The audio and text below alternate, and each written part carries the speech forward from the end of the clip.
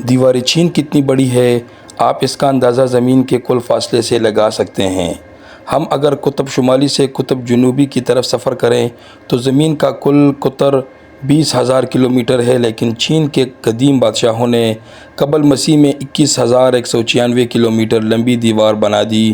گویا اس دیوار کو شمال سے جنوب سیدھا بنایا جاتا تو یہ زمین کے کرے سے باہر نکل جاتی اور زمین کو مشرق اور مغرب دو حصوں میں تقسیم کر دیتی، اور مشرق کے لوگ مغرب اور مغرب کے لوگ مشرق نہ جا سکتے۔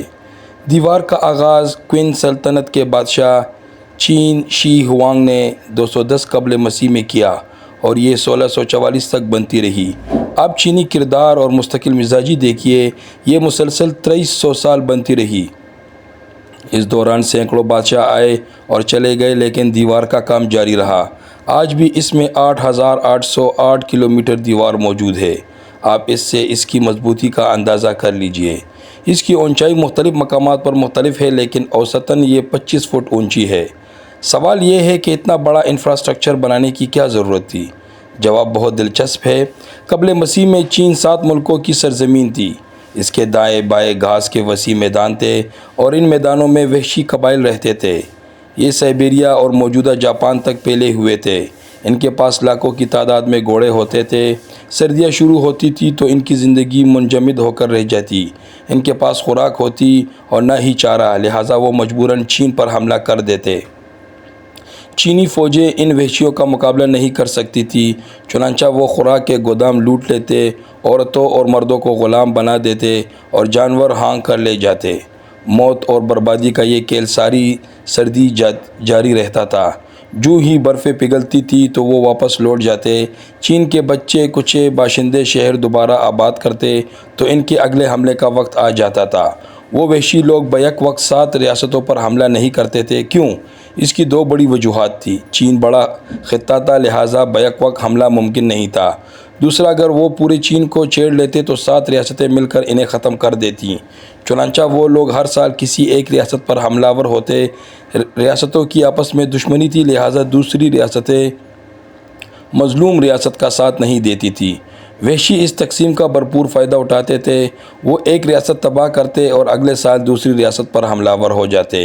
یوں 7ویں سال دوبارہ پہلی ریاست کی باری آتی۔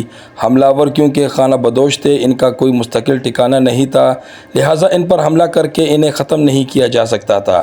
چینیوں نے طویل ترین ذلالت اور مار ماری کے بعد حملہ آوروں کے راستے میں دیوار بنانے کا فیصلہ کیا۔ مختلف ریاستوں نے اپنی اپنی حدود میں دیواریں بنائیں۔ یہ گھوڑوں کی چھلانگ سے اونچی تھی، لہٰذا ان کا ملک حملہ آوروں سے بچ گیا۔ دیوار چین 7.8 میٹر یعنی 25 فٹ بلند ہے۔ پتھر اس طرح جوڑ کر اونچے لگائے گئے کہ گھوڑا اور سوار اسے پلانگ نہ سکے۔ دیوار کے دونوں جانب گھاٹیاں تھیں اور آج بھی موجود ہیں۔ ان کی وجہ سے کوئی باہر سے دیوار پر چڑھ سکتا تھا اور نہ دوسری طرف اتر سکتا تھا۔ ہر کلومیٹر بعد دروازے تھے، لیکن وہ انتہائی مضبوط تھے اور ان کے پیچھے فوجیں تیار کھڑی رہتی تھیں۔ دروازے رات کے اوقات بند کر دیے جاتے تھے۔ دیوار چین کی چوڑائی اوسطاً 13 سے 16 میٹر تھی۔ اس پر باقاعدہ 5 گھڑ سوار سائیڈ بائی سائیڈ دوڑ سکتے تھے۔ آدھا کلومیٹر کے فاصلے پر برجیاں تھیں جن میں سپاہیوں کی رہائشیں ہوتی تھیں۔ برجیوں کی چھتوں پر آگ جلانے کا بندوبست تھا۔ سپاہی ایک دوسرے کو آگ کے ذریعے پیغام دیتے تھے۔